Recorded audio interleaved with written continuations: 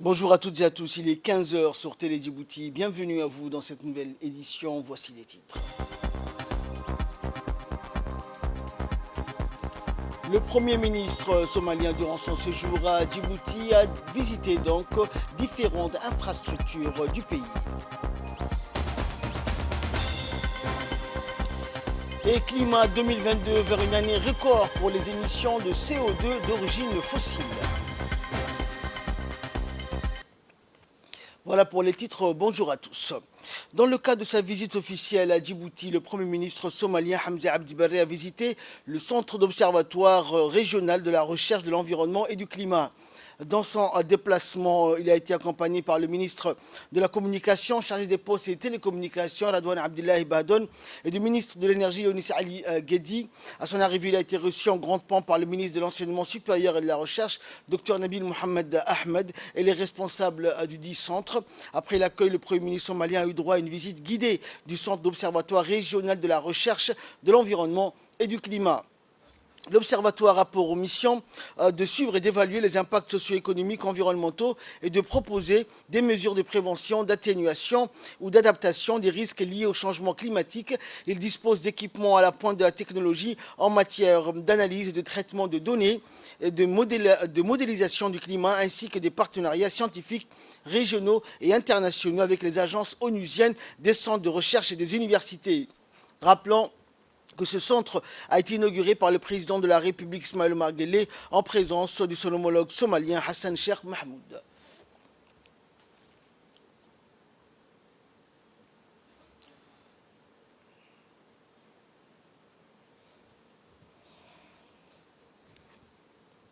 Et toujours dans le cadre de sa visite à Djibouti, le Premier ministre a également visité l'académie de police d'Iris Farah Abane de Nagad, où sont formés les policiers somaliens. À son arrivée donc à l'APIFA, le Premier ministre a été accueilli par le ministre de l'Intérieur, Saïd Nour Hassan, et le directeur général de la police nationale, le colonel Abdulrahman Ali Kahin.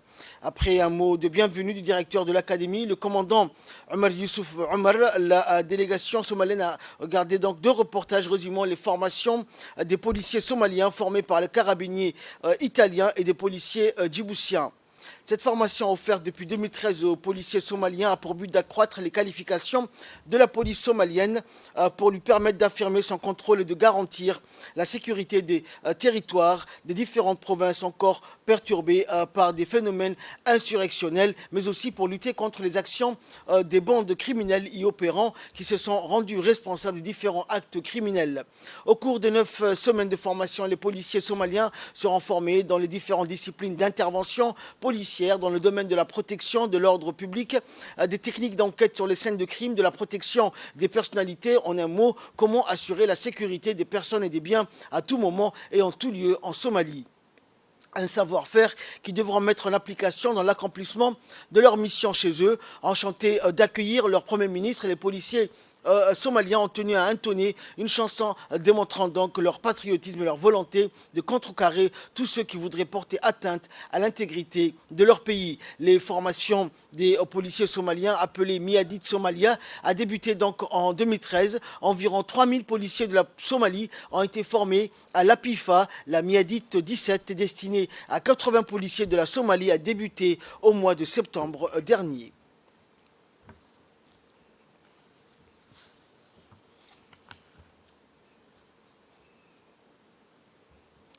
Le centre d'instruction Cheikh Moussa de la gendarmerie nationale situé au P23 a abrité mercredi dernier une cérémonie marquant la clôture d'une formation pré-déploiement destinée aux professionnels de sécurité des pays de l'Est de l'Afrique sous l'égide de l'Eastern Africa Standby Force, l'EASF. Cette cérémonie riche en couleurs a été coprésidée par le général de division Ousmane Mohamed Abbas, représentant du directeur de l'EASF, le colonel Zakaria Hassan Aden, chef d'état-major de la gendarmerie nationale, et s'est déroulée à l'amphithéâtre du centre de conférence du lieutenant-colonel Hosh Roble Idlé. L'événement a également vu la présence du colonel Ali Mohamed Roblé, chef de la composante police de l'OASF, du colonel Omar Hassan, représentant du directeur général de la police nationale, du colonel Mohamed Barkhat, directeur des services administratifs, financiers et de l'OASF, et du représentant du conseil technique de la police de l'OASF, de l'attaché de sécurité intérieure auprès de l'ambassade de la Somalie à Djibouti, ainsi que plusieurs autres officiers supérieurs de la gendarmerie et le staff administratif de l'OASF.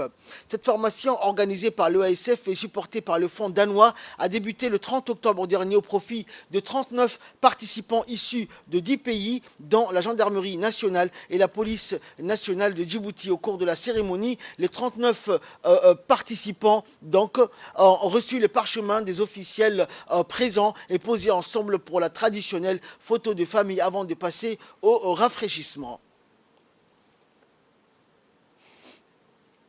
Et le général, le représentant du directeur de l'OASF et co-président de la cérémonie, a quant à lui rendu un hommage appuyé au chef d'état-major de la gendarmerie nationale pour l'accueil chaleureux et les honneurs dressés à son égard.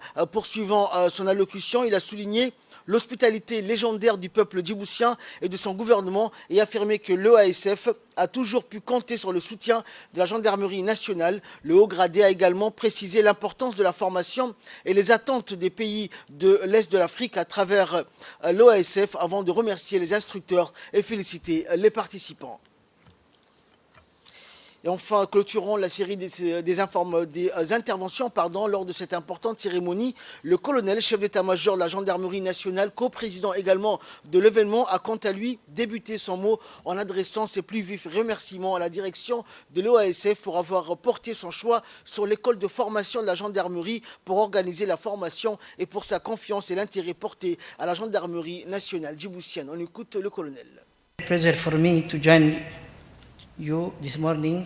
C'est pour moi un immense plaisir de me joindre à vous ce matin à l'occasion de la cérémonie de clôture de la session de formation pré-déploiement au profit des officiers de l'Union africaine et un honneur d'en assumer la coprésidence. Je saisis cette occasion pour témoigner de la direction de toute la gratitude de la gendarmerie de Djibouti pour avoir bien voulu tenir la formation de notre modeste centre d'instruction. Soyez sincèrement remerciés pour la confiance et l'intérêt porté à notre institution. Aussi, je voudrais réaffirmer à la direction de l'ECASF par le biais de son représentant, le général de division Osman Abbas, l'engagement de notre institution a toujours œuvré de manière constructive auprès de l'instance de l'Union africaine engagée dans les coopérations et les opérations de maintien de la paix. La création des forces en attente africaines répond à l'impérieuse nécessité des pays membres à assumer eux-mêmes la mise en œuvre et la conduite des opérations de maintien de la paix dans chacune des régions du continent afin d'apporter des solutions concertées et réelles face aux menaces touchant à la stabilité et à la sécurité de notre continent. La formation des officiers de police constitue par conséquent un préalable indispensable à tout déploiement dans le cadre des opérations de maintien de la paix. Après ces deux semaines de formation, je voudrais féliciter les participants pour leur sérieux.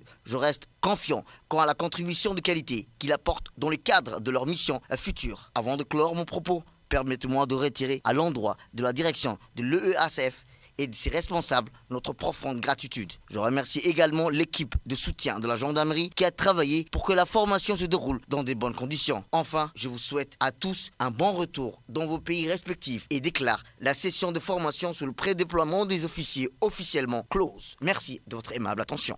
Thank you for your kind attention. Dans l'actualité également, le camp Lémonier a soufflé ses 20 bougies, un anniversaire placé sous le sigle de la coopération avec une thématique bien précise, une journée d'appréciation des partenaires et d'autres, donc en d'autres termes, la République de Djibouti, la France, l'Espagne, l'Italie, le Japon et également la force opérationnelle interarmée combinée de la Corne de l'Afrique. Cet événement mettait en avant le partenariat entre les nations qui étaient donc présentes. Il s'agissait d'illustrer mais aussi de promouvoir l'engagement inébranlable envers la sécurité, la stabilité dans l'Afrique ainsi que le partenariat spécial avec la République de Djibouti pour la défense, la diplomatie mais aussi d'autres activités de déploiement. Et cette journée d'appréciation des partenaires a permis aux différents partenaires d'exposer leurs équipements, des présentations de leurs actions, d'autres entités chargées des activités auprès des populations, mais aussi des avions exposés. Cet anniversaire marqué d'une pierre blanche a permis à des centaines de personnes, dont notamment des membres du gouvernement, des hauts gradés de l'armée djiboutienne, de la sécurité, tous venus assister à ce 20e anniversaire qui a été couronné de succès. Il convient également de souligner que durant ces 20 ans, le camp Lémonier est la seule installation militaire américaine qui s'est inscrite dans la durée. Aujourd'hui, le camp Lémonier est le site d'opération avancé et la seule base et une plateforme logistique américaine permanente sur le continent africain. Le conseil régional de Dikil a organisé également donc des cérémonies d'inauguration officielle des marchés couverts donc de Dikilville et de la sous-préfecture de As'ila. Après la ville de Dikil, ce fut au tour du village de As'ila d'accueillir une importante délégation conduite par le président du conseil régional, Mahad Hussein, et donc le préfet de Dikil, Adendrar, afin de participer à une cérémonie d'inauguration du marché couvert de As'ila. Outre le président du conseil régional, en prit part également cette cérémonie une importante délégation dont le secrétaire général du ministère délégué à la décentralisation, la nouvelle ambassadrice de France à Djibouti, la chef de coopération de la délégation de l'Union européenne et les responsables du projet Adil.